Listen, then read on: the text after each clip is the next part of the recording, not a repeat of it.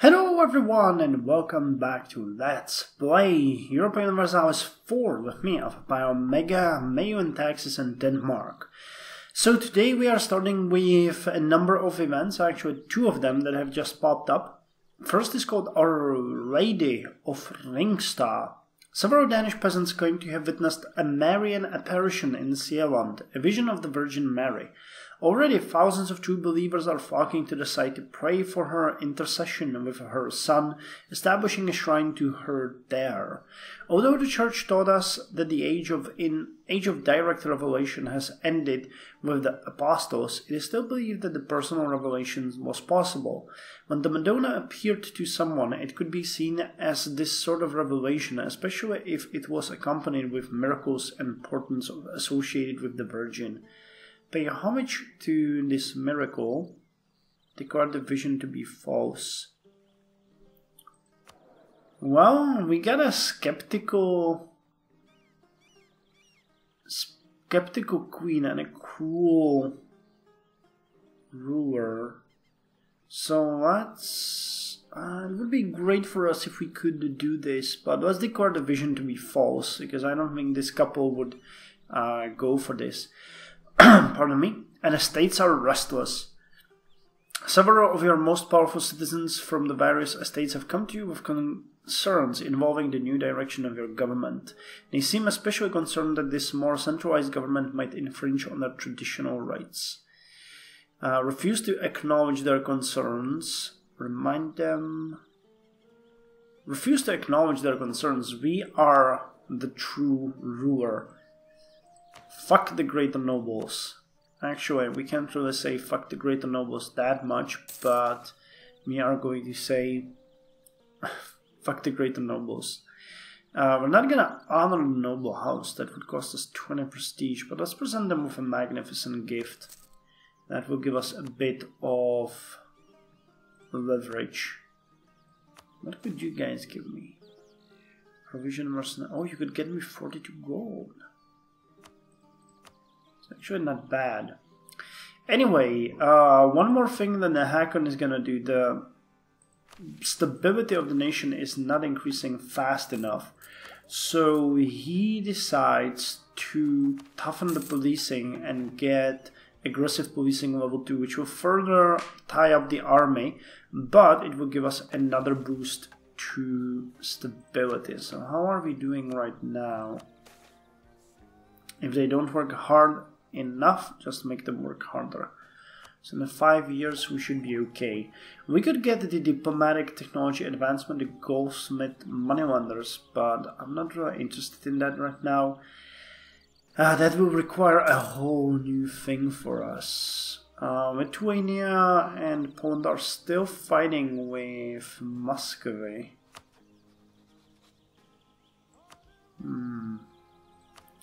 Will they be willing to help us afterwards? Or is their attrition too high? Crap, war exhaustion 19. Well, we'll have to wait a further longer, I guess. The skills of Queen Consort.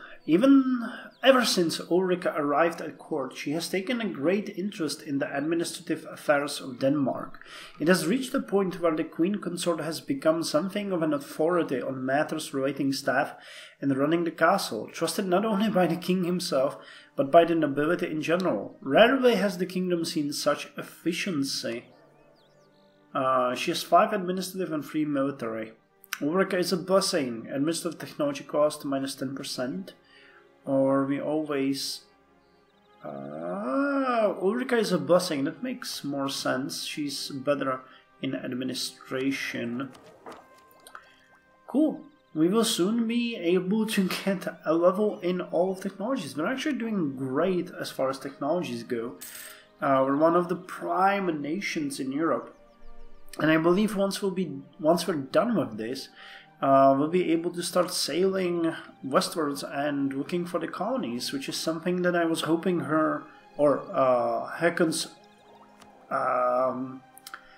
Hakon's industrious mother would do, but he's gonna go after it himself. Might also start colonizing, because there's a lot of places that we could. Actually, could we get, for example, Ostroboten?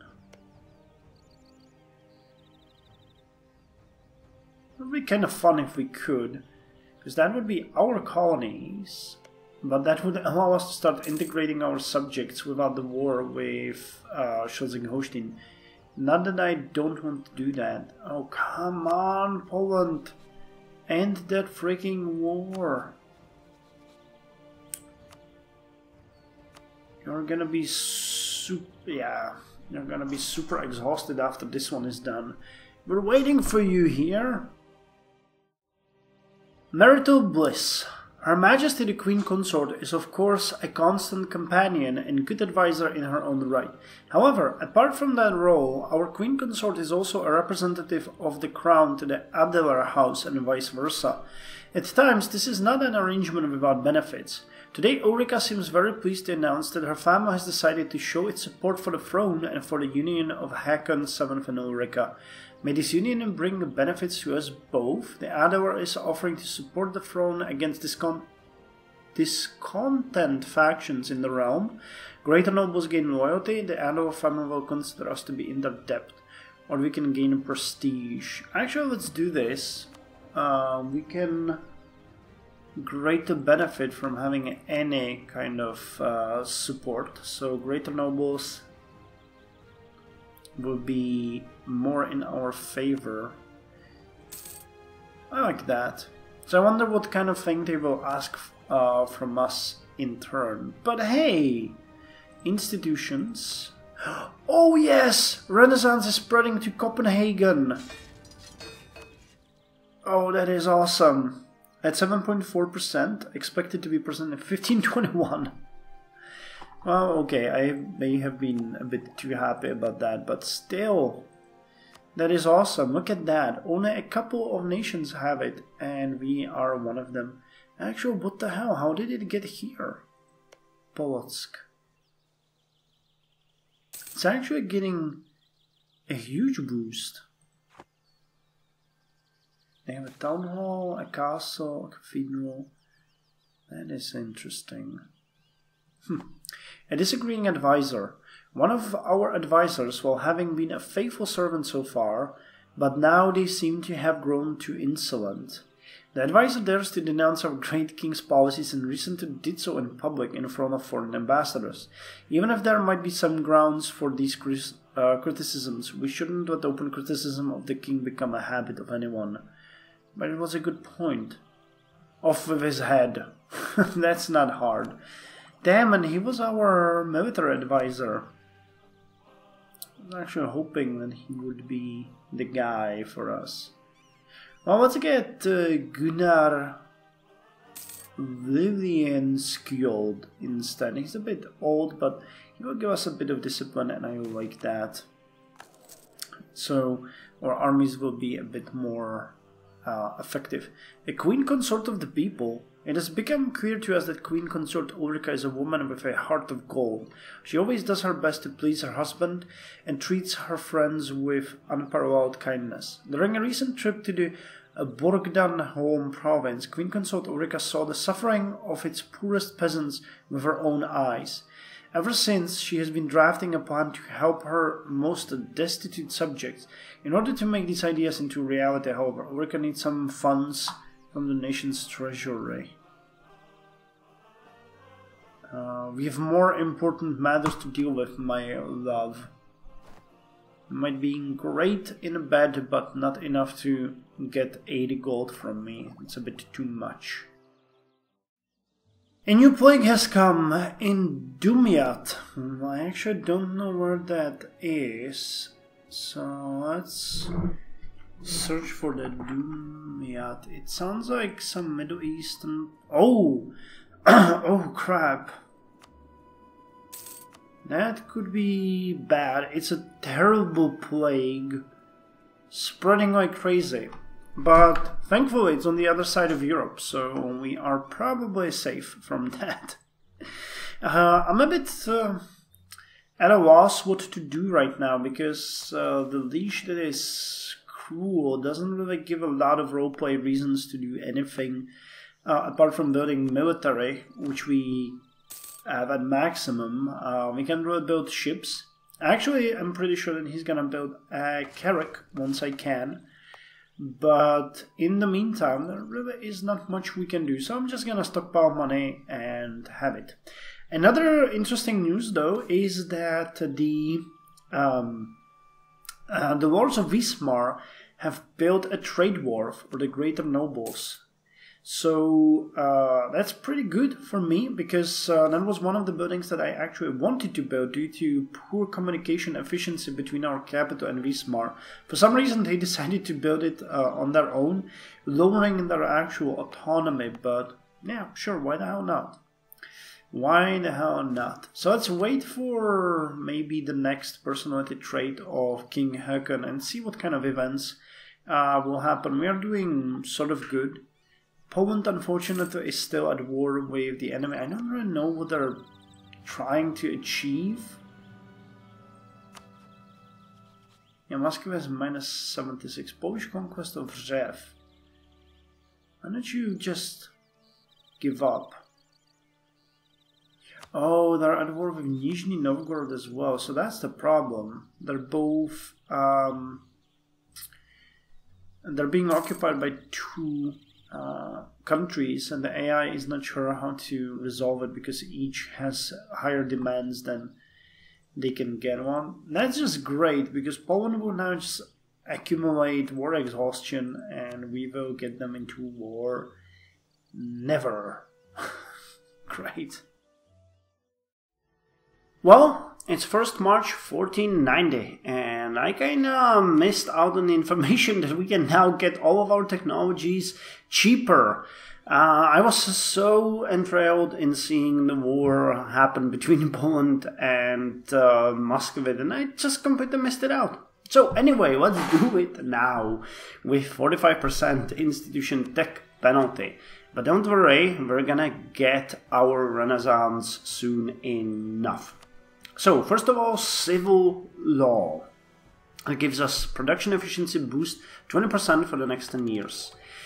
Medieval laws were often a patchwork of traditional customs, judicial precedents, and the law of the many groups that made up the nation. A renewed interest in the ancient world gave rulers the idea to officially codify their laws into a simple set of civil law, one that emphasized the authority of the ruler and so increased his power. Now, goldsmith moneylenders. Global trade power plus 20% for the next 10 years. In an era where money took the form of gold and silver coins, a goldsmith held a special place. Able to melt down gold and keep it safe in his strong box, goldsmiths could be relied upon to exchange foreign coins for local ones when a merchant or pilgrim came through an area. Over time, goldsmiths began offering to keep money in their... goldsmiths began offering to keep money in their safes for people who feared bandits, and even to lend it out to those who they considered good risk.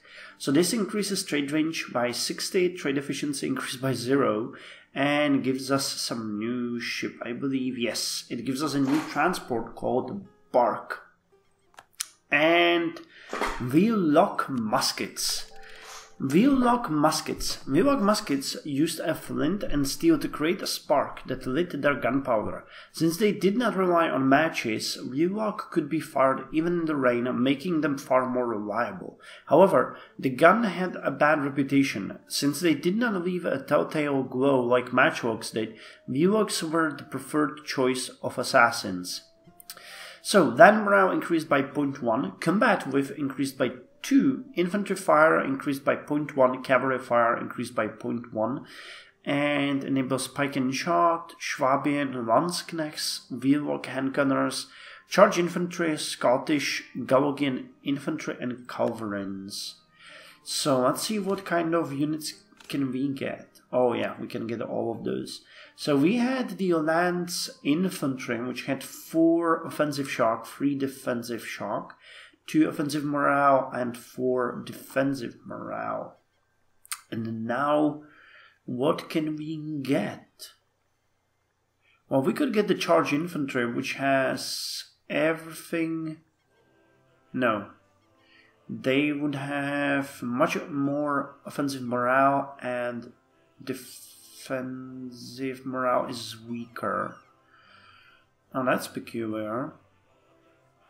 So we have to definitely focus on shooting. I guess the pike and shot are the best. The problem there is that their offensive morale and offensive shock. Let's go with the V-Log handgunners. I like they have the least offensive shock of them all, but they get the highest offensive fire. So V-Log handgunners. Early arquebuses were matchlocks that relied on a slowly burning fuse to fire the gun, making it nearly useless in wet weather and unreliable the rest of the time. By the early 16th century, a new wheel-lock mechanic was developed which used a rotating steel wheel to ignite the gunpowder. This made arquebuses much more reliable than before, as well as easier to conceal in battle. There was no telltale glow or smoke before the shot was fired, which also made them more dangerous. Many countries banned the wheel-lock entirely for this reason. In Italy, Schioppettiri handgunners were commonplace in the French invasion. So let's get those, and we can get a new cavalry. No, we have the gendarme cavalry. Oh, but we can get the cavalry, which has 2 more offensive fire and 1 more offensive morale. What's the cavalry? By the end of the 15th century, artillery guns had become a standard part of every European army. 2 technological changes helped to spur this: the widespread adoption of cast iron techniques and the development of corn gunpowder, which clumped to the gunpowder and allowed packets of air to form, which helped it ignite consistently. One trend was to have increasingly larger cannons which could fire heavier balls against the enemy from even farther away. The culverin was the largest cannon on the battlefield and continued to be used for centuries. Okay, so we have the culverin. We have gotten all the technologies, but the most importantly, one thing that we can now do is get a new idea group. And I think we're gonna get the exploration ideas, because we do have some parts of Scandinavia that we would like to colonize. So let's get these exploration ideas, and that will allow us to get the colonial ventures, which will eventually allow us to go on the merry quest. But I think that first we're gonna really colonize these. We have no colonists to send. How are we doing on diplo power? We need to get at least to the colonial ventures. Quest for the New World allows us to sail to New World. Overseas exploration gives us a colonial range increase. Colonial ventures give us 2 colonist and settler chance increase. Land of opportunity global settler increase. Naval expedition gives us lowered naval attrition. Exploration navy. Naval force summits modifier increase. Wow, that's actually very useful. And claim duration. Though we can finally start getting new ships again, because we have been consistently growing our population, and now we're getting 4 sailors per month. But still, it's very weak. So let's get the quest for the New World, and we'll just invest 2 more in it until we get to the colonial ventures, at which point we are going to start colonizing these territories. I'm actually not sure if this is 373 distance, and this one is close enough, I guess. Yeah, we can start with the Osterbotten. Cool. So, that's all for this episode. I'm actually just going to accept the colonial ideas, which will give us 15 prestige. And in the next episode, hopefully we might start that war that we have been waiting for so long. Our cruel Hakon is just shaking with anticipation for that. So, see you in the next episode.